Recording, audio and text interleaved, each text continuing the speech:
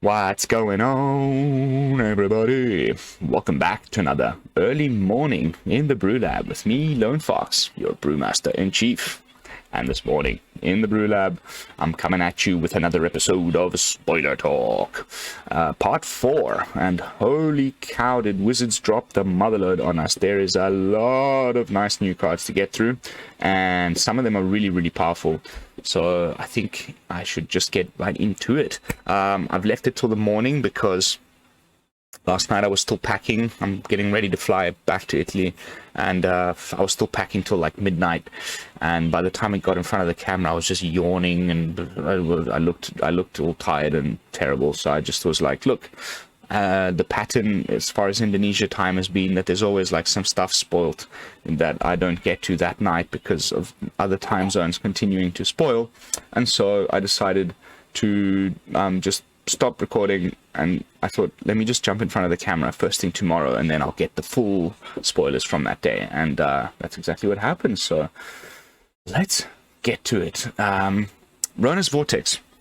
This was the only one that we already had in the previous episode of Spoiler Talk. So I don't need to add much more other than to say that this card is really strong and it's going to be a real pain in my butt. But I think it's the interesting thing compared to Fading Hope is the fact that it also hits Planeswalkers. So I think probably early game you'll do it for 1 mana and just bounce a creature or something if you have to. And then a little bit later in the game, perhaps just before a certain Liliana Planeswalker gets a chance to do her ultimate, off you go to the bottom of the library instead, which means you probably won't be seeing that card again for the rest of the game. So really, really strong bounce effects for a Dimir deck or a blue black X deck, and one that I'm going to definitely be moaning about in a couple of months' time. Next up, we got Heroes Heirloom, 2 mana, 2 equip. Okay, so not a crazy investment. We've lost the sort of auto equip that equipments had in Zendikar Rising. Now we're back to having to pay equip costs. So I don't think this is suddenly just going to make your equipment hero warriors borrows type deck amazing. But if you really stop and think about it for a second, 2 mana, 2 equip, and then you get all of this. Equip creature gets +2/+1. And as long as it's legendary, it has trample and haste.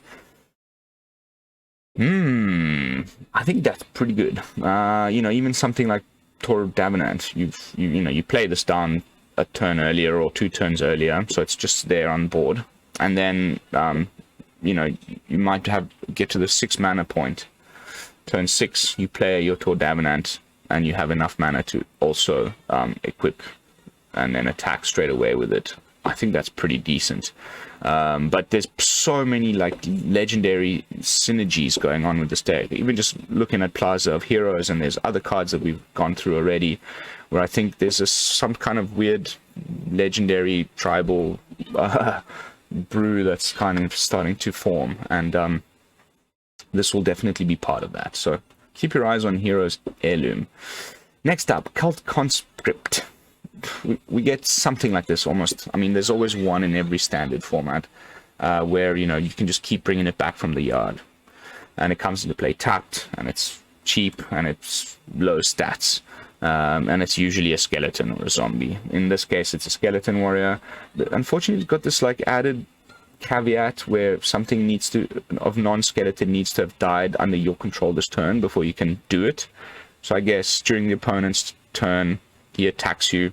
You block with something that is a non-skeleton that causes that thing to die, and then you pay 2 mana, return it to the battlefield tapped during the opponent's end step, and then untap with a 2/1 skeleton warrior. Meh, nothing crazy. Next up, we got Bortuk Bone Rattle, 6 mana, a lot of mana, 4 colorless, and a Golgari for a 4/4 with Domain. And the domain isn't reducing the casting cost here. The domain determines the mana value of the creature that you can bring back to the battlefield when you cast this card. Well, not when when it enters the battlefield. So if you're playing this in a Jund deck, or a Sultai deck or something, then you potentially might have 3 basic land types on the battlefield, at which point you can bring back a creature with mana value less than or equal to the number of basic land cards to the battlefield. And so, you know, most reanimation spells cost you 5 mana.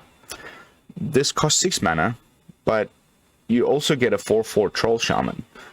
It's not just the reanimation spell goes to your graveyard. You get a 4/4 and the thing you brought back. And like I said, I think there'll be some more support for Domain where, I don't know, maybe there's still a card that's going to be printed that's going to like make all your lands into all land types or something like that, whereby you don't need to play a 4 or 5 color pile, but you still get to have, you know, Domain 4 or 5. Then this starts to look really interesting, because you can return, you know, a 4-drop to the battlefield, and you get a 4/4. We'll have to keep our eyes on Bortak over here. But next up, we got a sweet little uncommon. There's always a Phoenix. Well, not always, but, you know, we're used to these types of things. Because it's a Phoenix, it can be born again from the ashes, and there's some way to bring them back from the battlefield. They more often than not can't block. They more often than not have flying and haste. And so here we go. But this is nice and cheap. I think, you know, like an aggressive red deck, this might be worth playing. You know, flying haste, you just play it on turn 1, poof, attack for 1, and then if it's in the graveyard, and then later on in the game you attack with 3 or more creatures, you can pay 2 red and return it to the battlefield tapped and attacking with an additional +1/+1 counter on it. So it'll come back as a 2/2. It, you know, can act as just that little bit of reach that red needs sometimes. If you don't have a burn spell or something like that, you can just pay 2 and add an additional 2 power to your attack step. I think that's pretty nice. So cool little, alongside just being completely adorable.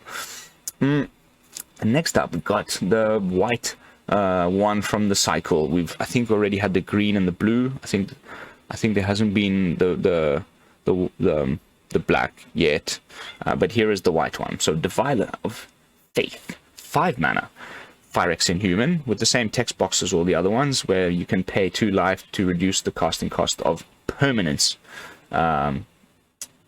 you cast. Yeah, permanents. This is the problem with the blue one. Just a quick little retrospective. You know, how many blue permanents do you really want to be having in your deck that cost like 1 or 2 mana?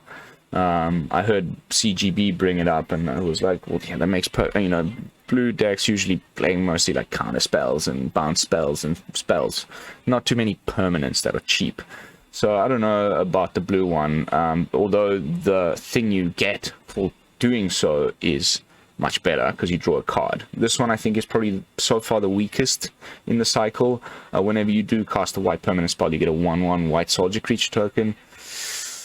Who knows, maybe this is like your top end, and then you have a bunch of like weenies, white weenies, and then you can like storm off by just paying a bunch of life, and you flood the board with 1/1s. Then the next turn the opponent just took massacres the board. So I don't know. We'll have to see. Maybe you can like do that. The opponent's tapped out, and then you just enlist, and you tap all of these. Oh no, they'll all have summoning sickness. So that's not a way you can use it. I don't know. It's a pretty chunky body. It's got vigilance, which isn't insignificant. But I just think so far of the cycle of these things that allow you to pay Phyrexian mana essentially for your stuff, for your permanents, this is probably the weakest one. Then we've got Inscribed Tablet. 1 mana to sacrifice it. So you can do this all for 2 mana straight away, because, you know, artifacts don't have summoning sickness. And you can reveal the top 5 cards of your library, put a land card from among them into your hand, and the rest onto the bottom of your library in random order. And then the cool thing is it's got like whiff protection, so if you don't find the land, then you still draw a card. So it's never bad. You're either paying 2 mana to find the land and potentially put it into play if you haven't had the chance to yet, or draw a card. That's not terrible. It's not terrible. I don't know if it's gonna like overtake other similar cards for me, and you know, there's a couple that are rotating out. There's the 1 mana kicker. The green deck has the speak to the spirits, or you know, the one that allows you to find a land or a creature. But still, probably in limited, this is going to be quite a sweet little 1 mana artifact, and you know, we could be having a cantripping our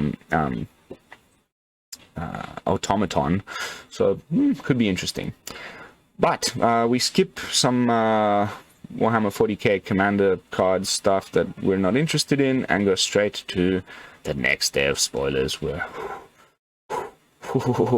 did we get some goodies. I'm just going to do one last refresh in case anything. You see? Oh, okay, there's plenty to get through. So let's start off with this card that is in, I believe, Japanese, or it could be Korean, a little bit more swirly. If anybody of my viewers knows which language from Asia this is, please let me know in the comments. I think it's Korean, but this is a goodie. This is a goodie. It's been causing a bit of an uproar all over the interwebs. Founding the Third Path. 1 and a blue. We're a saga with read ahead. So you can pick whichever one of these chapters start the story. But I think you probably just want to let this one run its course, because it's really good. You may cast an instant or sorcery spell with mana value 1 or 2 from your hand without paying its mana cost. So, you know, you tap out on turn 2 to play this thing, but you can also still Fading Hope someone. You can also still, you know, there's lots of good little blue spells, and in black, you know, if you're going Dimir, or in white, if you're going Esper, where you can just cast that spell for free, you know, without paying its mana cost. Then the second chapter, target player mills 4 cards. So you can either target the opponent, but I think the plan here is to target yourself. Mill 4 cards, and then you exile a target instant or sorcery card from your graveyard. Copy it, you may cast the copy. So, okay, Magma Opus is rotating out, but let's just say you bounce an opponent's thing, like a Fading Hope or something, on the first chapter. Then you target yourself, you mill a Magma Opus into the yard. On turn 3, you cast a free Magma Opus. I think that's not terrible. I think that's really, really quite busted. So, this is going to be quite a thing, I think. So just keep your eyes on that saga. Pretty powerful effects. And, you know, you could even just go in a mill deck, and like the first chapter, you cast something like Maddening Cacophony. I'm talking about historic now at this point, because it'll have rotated. But then you do a Maddening Cacophony for 8. Then you mill him for another 8, another 4. That's already 12. And then you get to recast the Maddening Cacophony for free from the graveyard that you discarded, you know, that you cast on the first chapter again, whilst still doing all Ruin Crabs and all that kind of stuff. So thank God all those things are rotating out, because this could be pretty good in a mill deck. But anyway, I'm talking too much about this saga.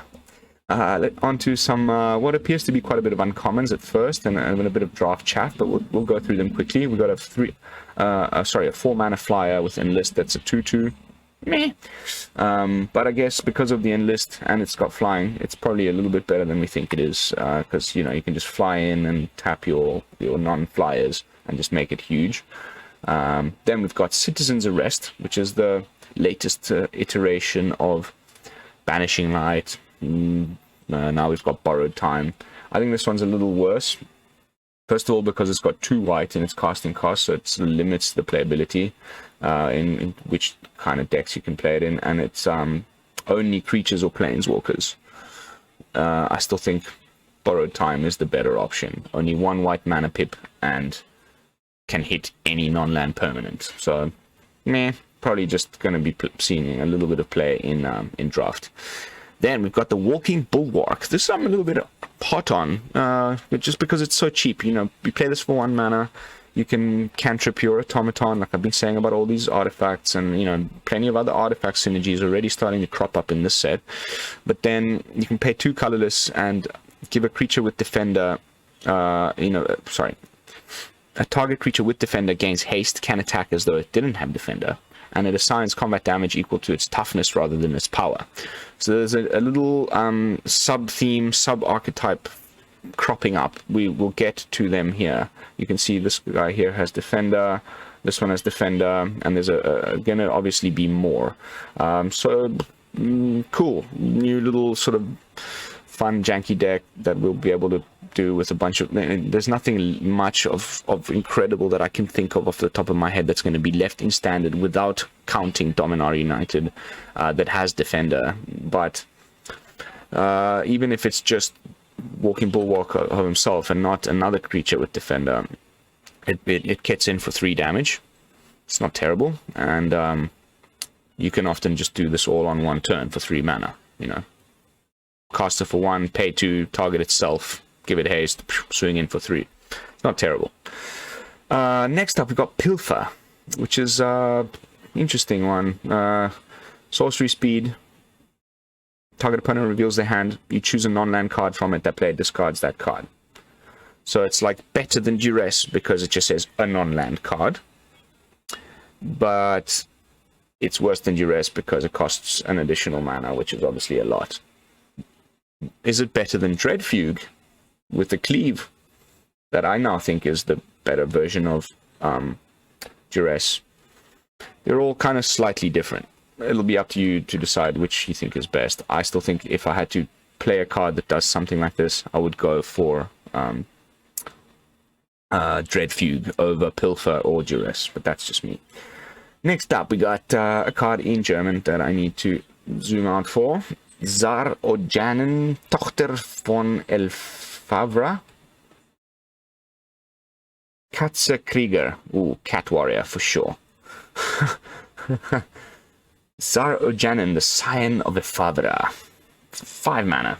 3 colorless and a Selesnya for a legendary Cat Warrior. Nailed it. And it has Domain. So whenever it becomes tapped, you put a +1/+1 counter on each creature you control with toughness less than the number of land types among lands you control. So you're playing this in your, let's say Naya deck, for an example. So you have 3 basic land types. Any creature that you have with toughness less than 3 gets a +1/+1 counter when this thing attacks with the rest of those creatures. That isn't terrible. That isn't terrible. Tokens deck I'm thinking about, you know, all of your tokens, the majority of them, the stuff from your what's it called now,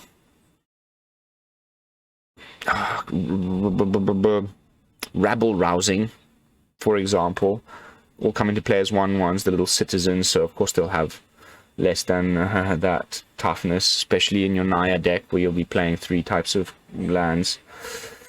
But is this just like another, you know, Jetmir is already really good in that deck, and it gives, I mean, it's just maybe just a one-off on top of also your Jetmir or something. I don't know. Seems a little bit expensive and a little bit convoluted, but it might end up being pretty decent. Terrible commander though, as yeah.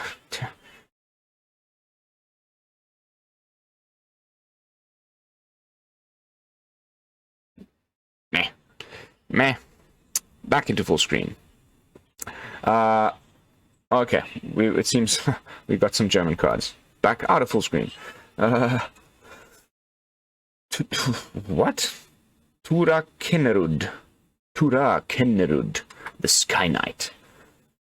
5 mana, 2 white, blue. Human Knight Flyer, 3/3. Whenever you cast an instant or sorcery spell, you create a 1/1 soldier creature token.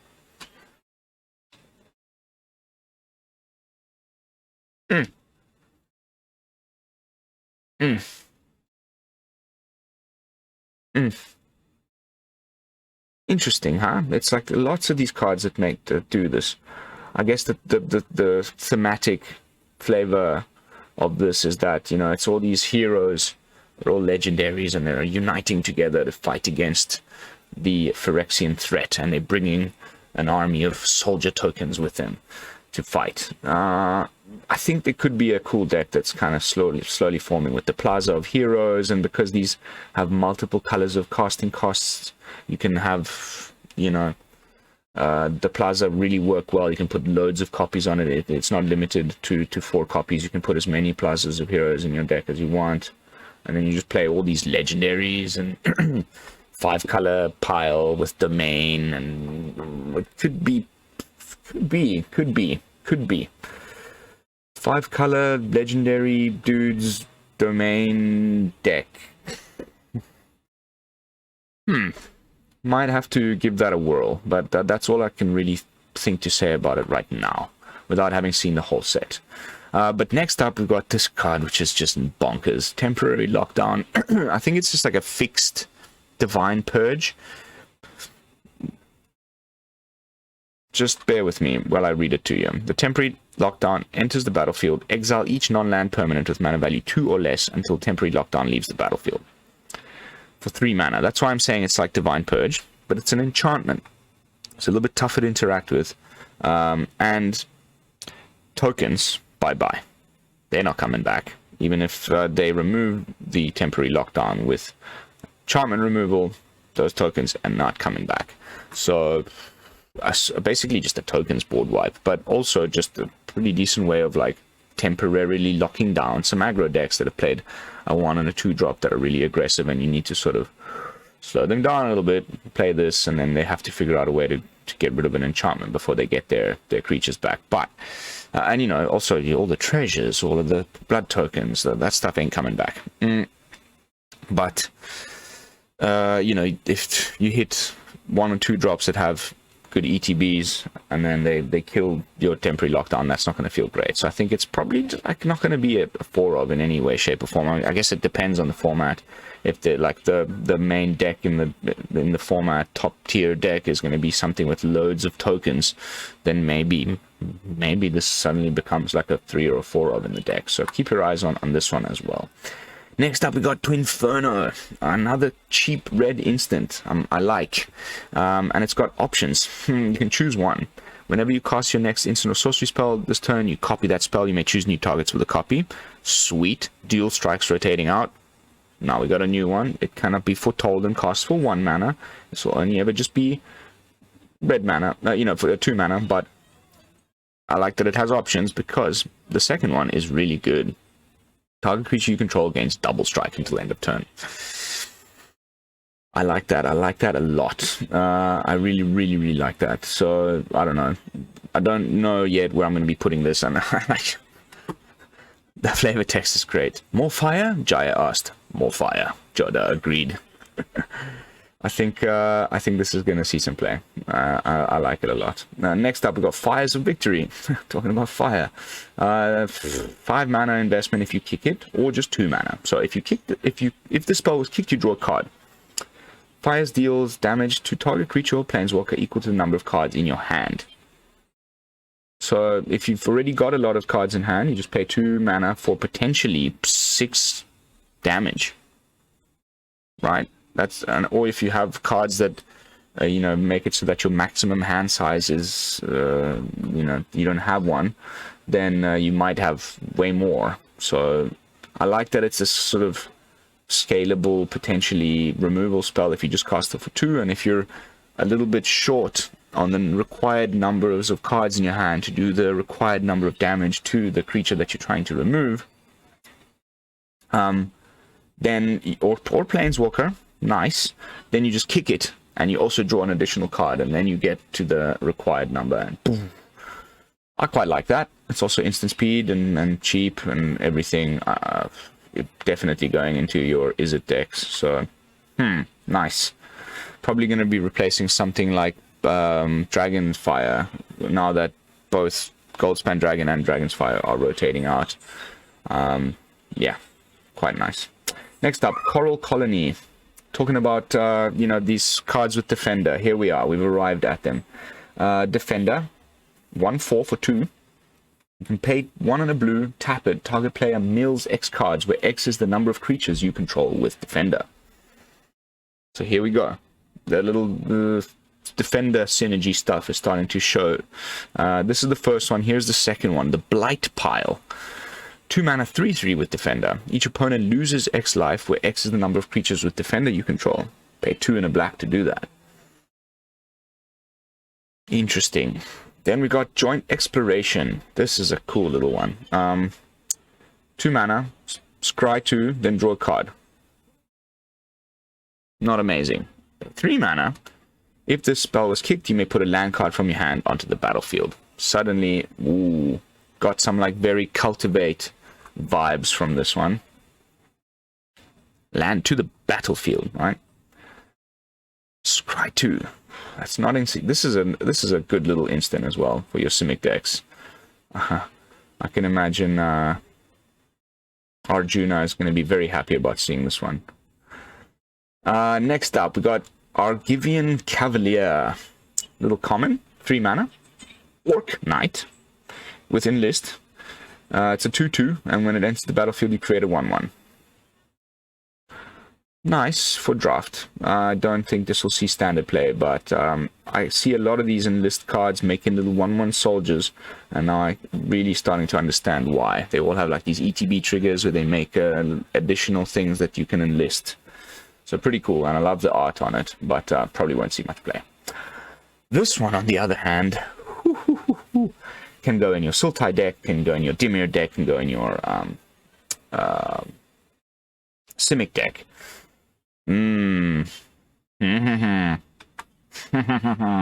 Whenever we get these things with like stars, and it's a nice little rare, and it's a Lure Goyf, so another Goyf. It's, you know, we've had some pretty powerful Goyfs in the past. This one is cheap, which is why I'm excited about it. It's 2 mana, and then you can kick it. That, you know, it will make it easier to kick it multiple times. So you can do kicker and or. Right? When it enters the battlefield, you mill 3 cards for each time it was kicked, and then its power is equal to the number of creatures in your graveyard, and its toughness is equal to that number plus 1. So the way I'm seeing this is you'll play it on like turn 3 or 4 to create a very chunky blocker, whilst at the same time putting things into your graveyard that you want to reanimate or do something with, you know? So I think that's really good, because sometimes those reanimation piles, especially on turn 4, they've kind of died already, and then your reanimation spell are all 5 mana, especially now that we're losing the Foretell one that you could sometimes trick in on turn 4. You're gonna have to, you're reanimating on turn 5 most of the time, right? And if you run out of removal and bounce spells and things, the aggro deck just like walks all over you. So this is great, because you just play it on turn 3 or 4, and you make this really big blocker that gives you a bit of time before you get to turn 5, where then you reanimate your Titan of Industry or whatever. And then if that makes it so that your Lurgoyf isn't so big anymore, doesn't matter. Now you've got a Titan of Industry on the battlefield. So I think really, really nice for some sort of Sultai Reanimator pile or something like that. Keep your eyes on this one. Then we've got Stronghold Arena. A green rare enchantment, or sorry, an Abzan rare enchantment. Oh, epic. I like these. An enchantment with kicker. It's been a while. We had my kicker deck from a few videos back when I was going through sort of forgotten mechanics. It was like the Drake Roost or something like that. So Stronghold Arena. 1 and a black. Whenever Stronghold Arena enters the battlefield, you gain 3 life for each time it was kicked. Whenever 1 or more creatures you control deals combat damage to a player, you may reveal the top card of your library and put it into your hand, and if you do, you lose life equal to its mana value.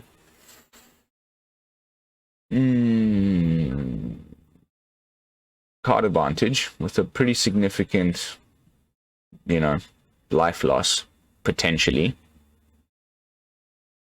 In colors for which we do not have a triome, or, you know, triland, or whatever you want to call it.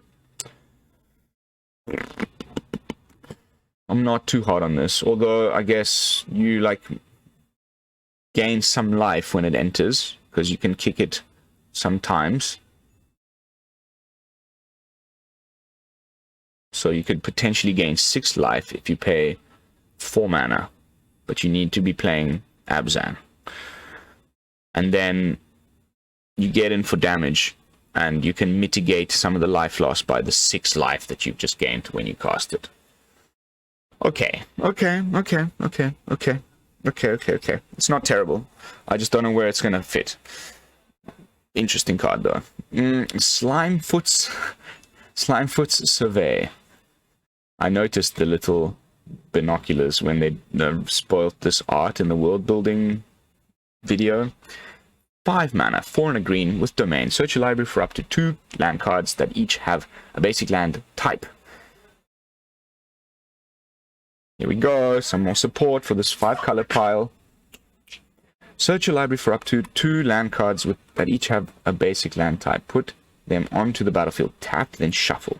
Look at the top X cards of your library, where X is the number of basic land types among cards you control. Put one of them on top of your library and the rest on the bottom of your library in random order. Oh, that's a lot of text. It's too early, I haven't had coffee.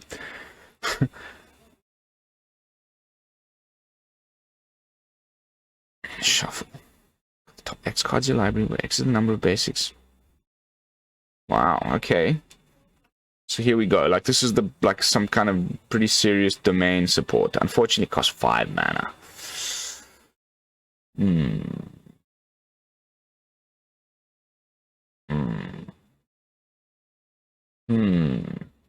Interesting. It's tough to pass judgment, but this might be actually really important in this set. You know, considering these domain 5 mana, 5 color things that I think might actually end up being viable with cards like this in the set. We'll have to keep our eye out for Slimefoot's Survey. But next up, we got a Butte. They're really pulling the heartstrings with the set. The Weatherlight got completed, and I think it was spoiled a little earlier. We had this art in the world building video that showed the Weatherlight with like Phyrexian looking stuff dangling off of it. So it's official. The Weatherlight got completed. 2 mana for a vehicle, but it doesn't have a crew cost. So it just sits there, and it's got flying. And as long as Weatherlight completed has 4 or more Phyrexian counters, so I guess these are the counters that Mara was referring to, then it becomes a Phyrexian creature in addition to its other types. How do you get those Phyrexian counters on it? Whenever a creature you control dies, you put a Phyrexian counter on Weatherlight completed, then draw a card. If it has 7 or more. Okay, so you don't draw... Oof, that would be so busted if it was straight away. So once it gets to 7... Once it gets to 4, it flips into a 5/5 flyer. It's not a vehicle anymore, it becomes a Phyrexian creature. It'll still be a Phyrexian creature vehicle, but it doesn't have crew cost. And then once you get to 7 or more of your own creatures dying, then you get to draw a card every time.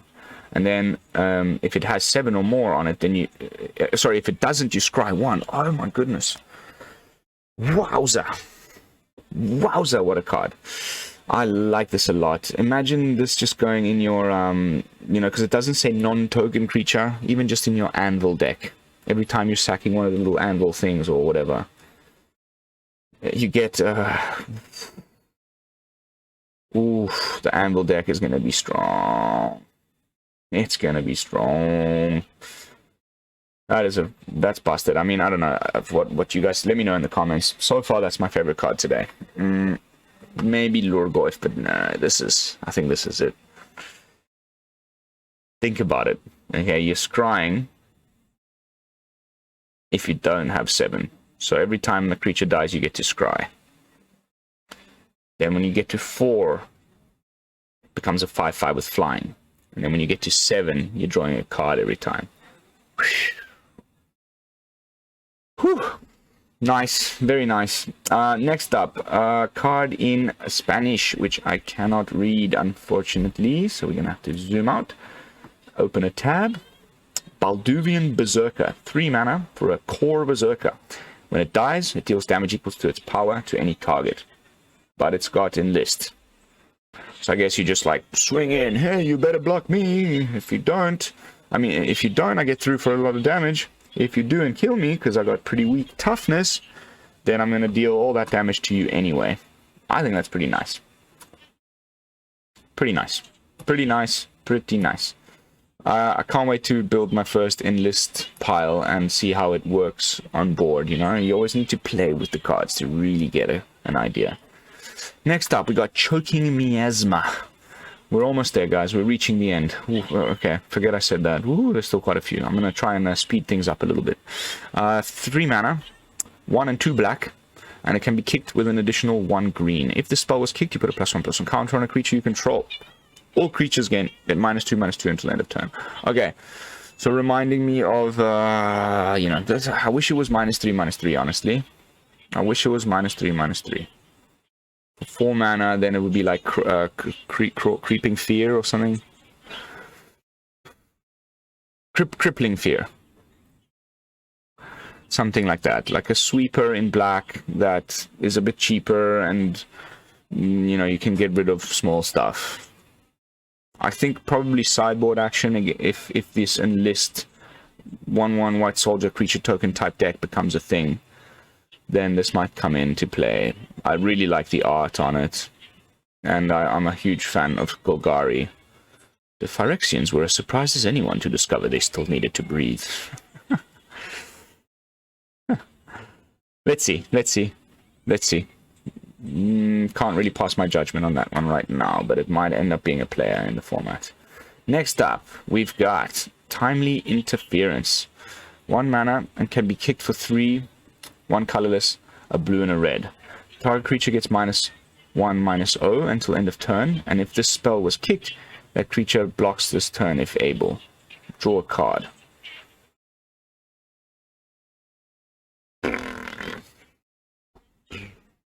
Meh.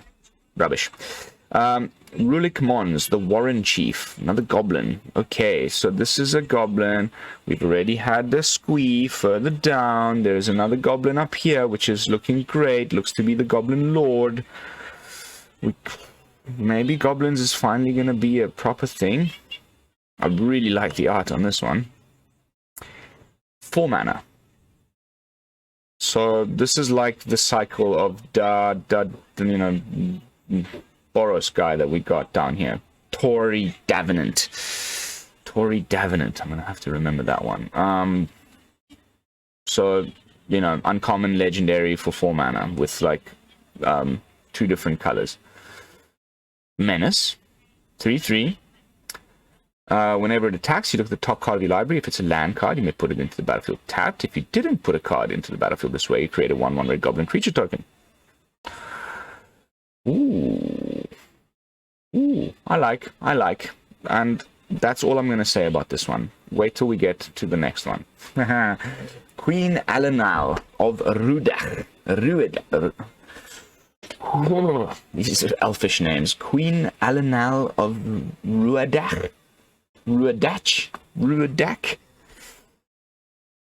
Let me know how you think that's supposed to be pronounced in the comments. But so 3 mana, Selesnya colors, 1 green, 2 white, Elf Noble. It has stars. So how is this going to work? If power and toughness are each equal to the number of creatures you control. If one or more creature tokens would be created under your control, those tokens plus a +1/+1. Ooh.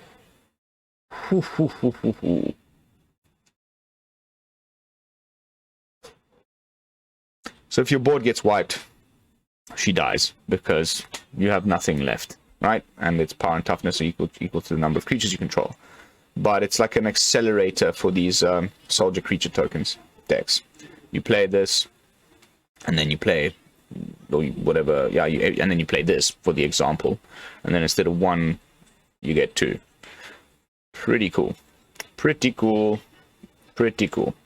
I can't wait to try this enlist deck. Maybe this is a way to make it into more Selesnya, but it doesn't seem like there's been any green enlist cards. So far it's been red and white. Let's see. Then, Thrill of Possibility. This is a reprint. As initial cost to cast a spell, discard a card, draw 2 card. Reprint, different art. I like the art. That's about all I can say about that, Colossal Growth. 2 mana.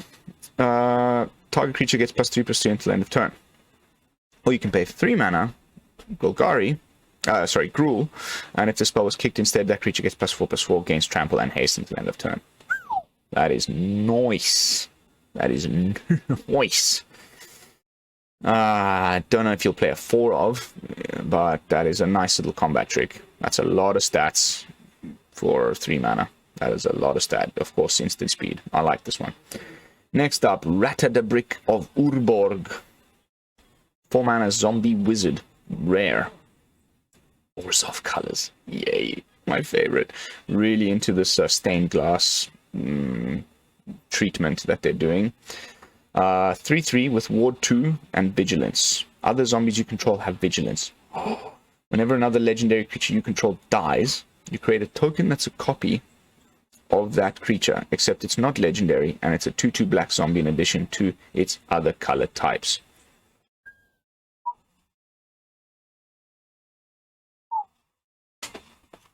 I think this can see play in a zombie tribal deck of some kind. I think this can see play in this 5-color legendary dudes thing.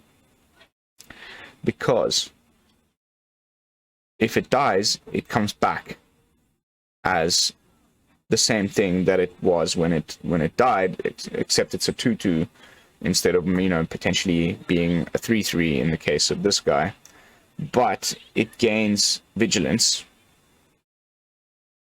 It's like a way of keeping all of your legendaries on the board for all of their various effects in that 5-color pile that I'm envisioning now. I'm starting to see it come together.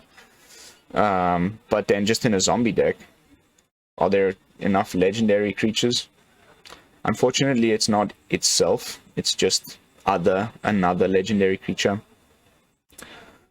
But we've also got Mirror Box in the format. Don't forget that. That's not rotating. Okay, interesting. Nice card. Very nice. Hurler Cyclops. 5 mana. 3 and 2 red for a 5/4. You can sacrifice it and have it deal 1 damage to any target. That's trash. Next up, Warhost Frenzy. 3 mana. Instant speed. Kicker.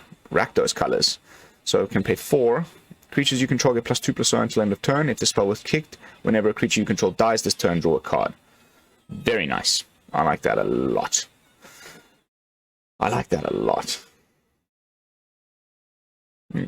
You swing in, combat trick, make all your stuff bigger, but they don't get more toughness.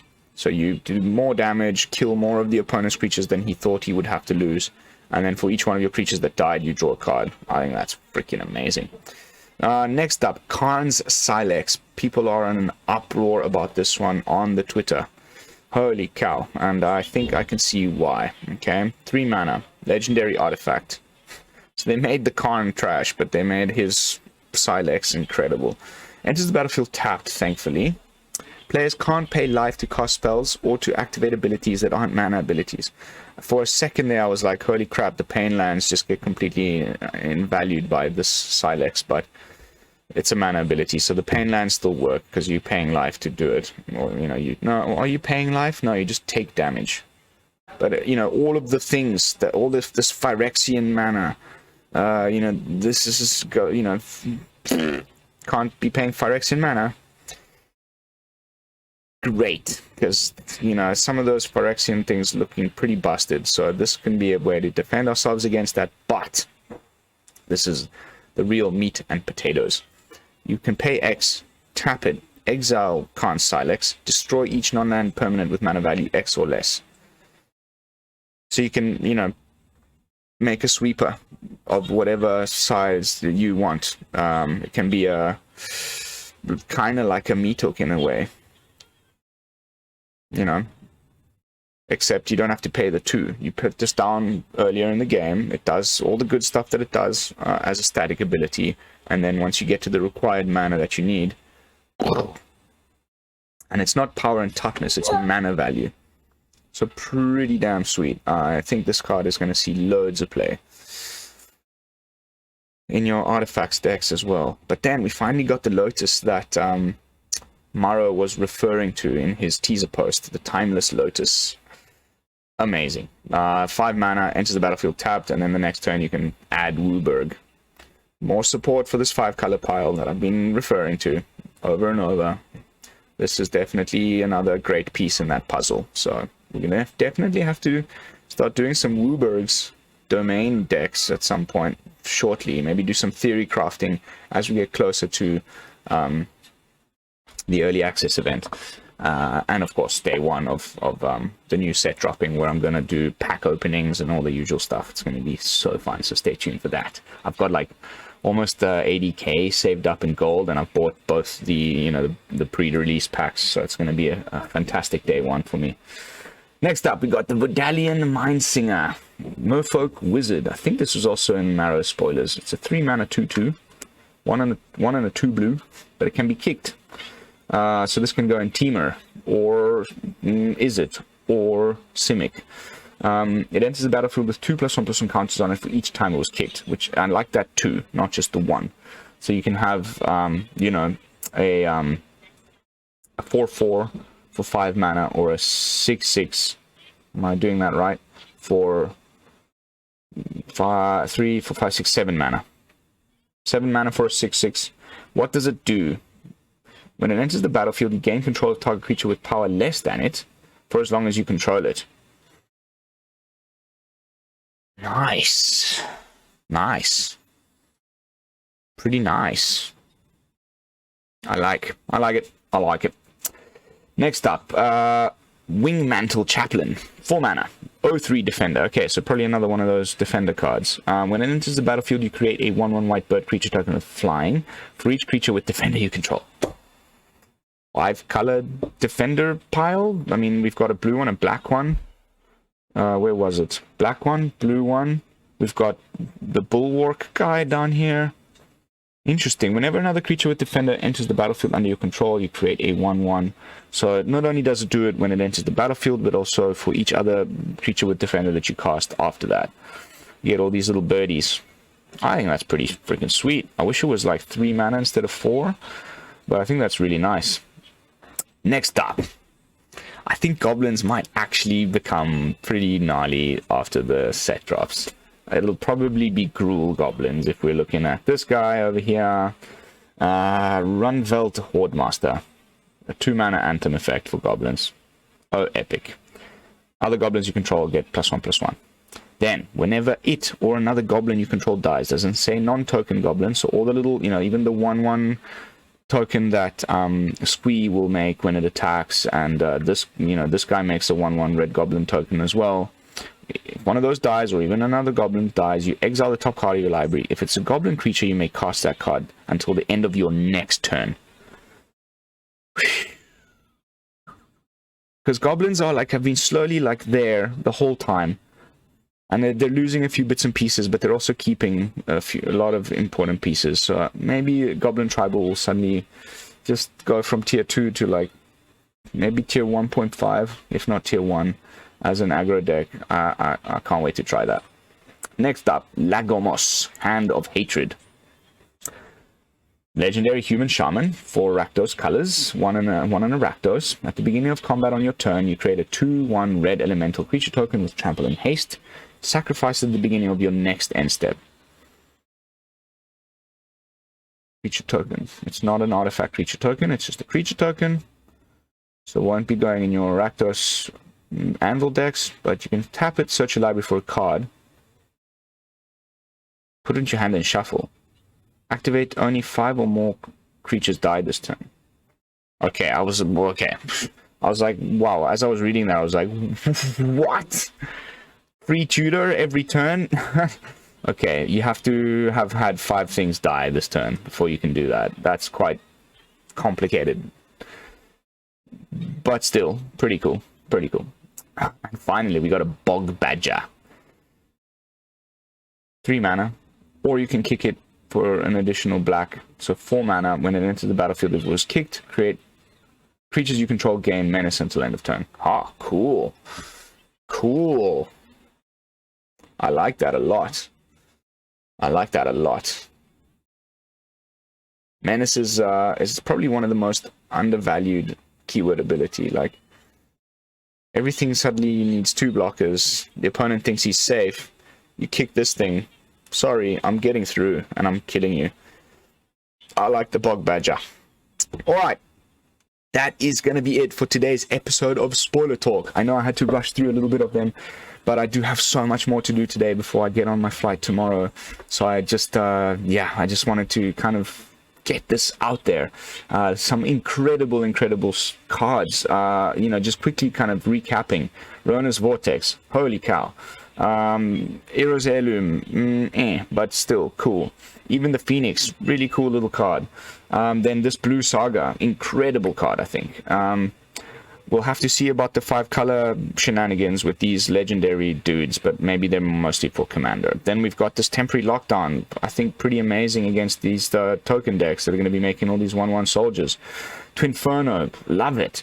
The Goyf, Weatherlight completed. I mean, wowza, what a pile of incredible stuff that was spoiled today. Maybe this Rattle the Brick dude. Karn's Hylex. The Lotus, this Anthem effect for Goblins, lots of really good cards, which means I'm actually really struggling to decide which is going to be my favorite of the day. But if I had to pick, I would probably go for the Goblin guy, or it's got to be the completed Weatherlight. What can I say? It's the only one that really stands out to me as insane. So let me know in the comments what you think is yours. But that is going to be it for today's episode of Spoiler Talk. As always, thank you so much for watching. Don't forget to like, comment, and subscribe. I will see you all tomorrow with another fresh brew. And until then, this is Lone Fox from the Brew-Lab signing out. Peace, y'all.